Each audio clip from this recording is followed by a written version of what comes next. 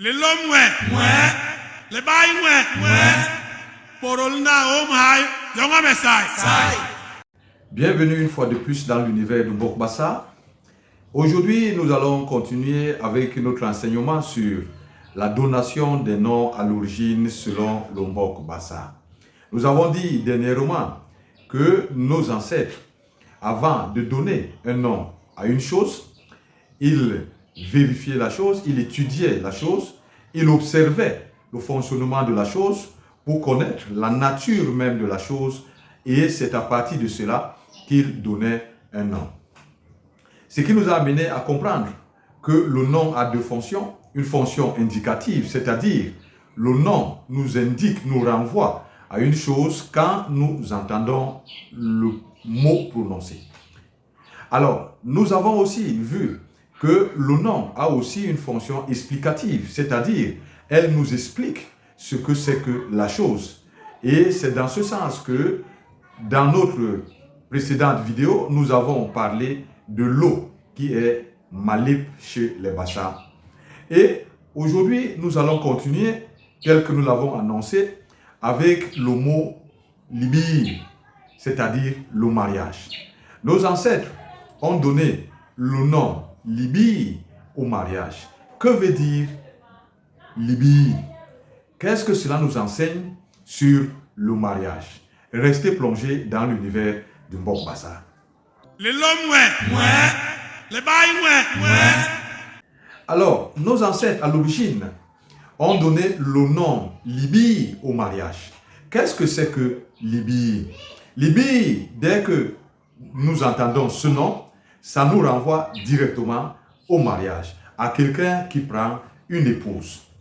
Alors, que veut dire Libi dans son sens profond? Que veut dire le mariage? Qu'est-ce que cela nous enseigne sur le mariage?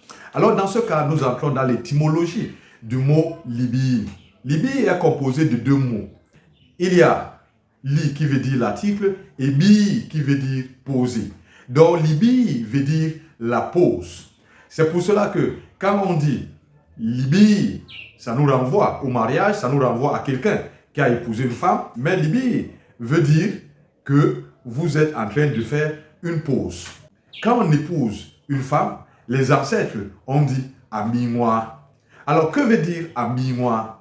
Ami-moi veut dire il a posé la limite. Moi veut dire la limite. L'épouse veut dire moi. Or, nos ancêtres auraient pu dire ami-moi, mais ils ont dit ami-moi, ce qui veut dire que il a posé la limite. Parce que moi veut dire la limite. Donc, épouser une femme, d'après nos ancêtres, c'est poser une limite. Mais quelle limite? Limite comme quand vous achetez un terrain, alors on met les bornes pour délimiter ce terrain. Alors ici, ami-moi veut dire qu'il a posé la limite. La limite dans sa vie, parce qu'en fait, il était célibataire, il menait une vie sans limite, il pouvait se déplacer sans aviser qui que ce soit, il pouvait faire tout ce qu'il veut, parce qu'il n'avait pas à regarder à gauche ou à droite et derrière. Mais maintenant, il a mis la limite à tout cela en prenant une femme. Parce qu'aujourd'hui, il n'est plus seul, il ne vit plus n'importe comment, mais maintenant, il vit en fonction de quelqu'un d'autre avec qui il a décidé de partager sa vie. Donc, il a mis la limite à sa vie de célibataire. De la même manière, ami-moi, cela veut dire qu'il a mis la limite, une limite qui veut dire sa vie, la vie avec celle qu'il a décidé de faire sa vie, la vie avec son conjoint. Alors, une limite de telle manière que personne ne doit quitter du dehors pour entrer dans cette limite qui concerne sa femme, ses enfants et lui-même.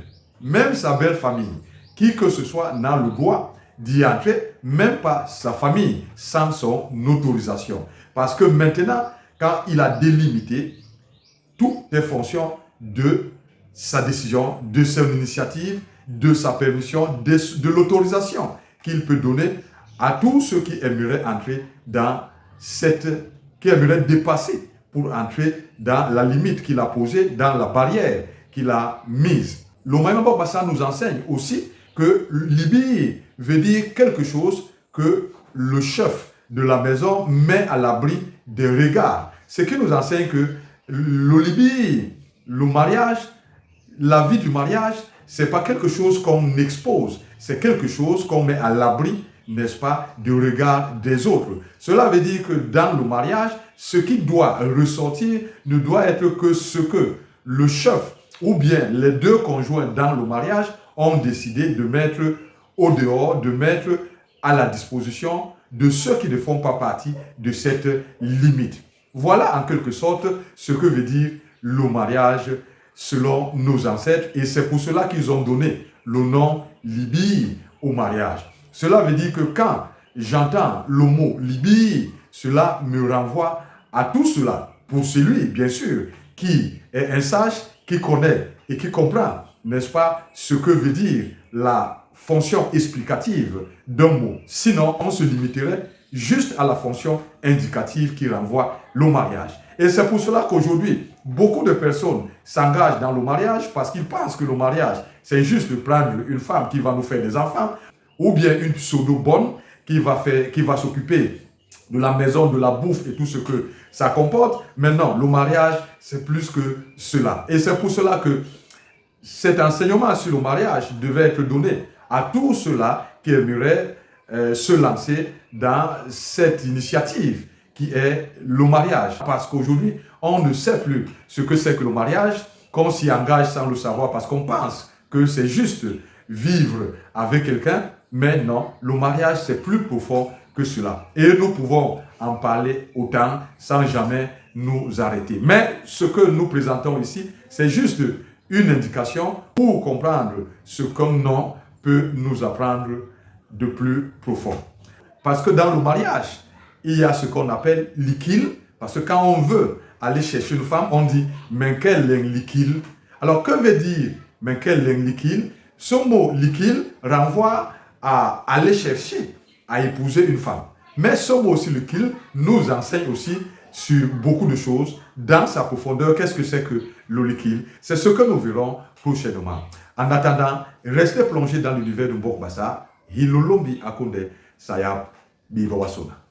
Porolna om hai, yonga mesai.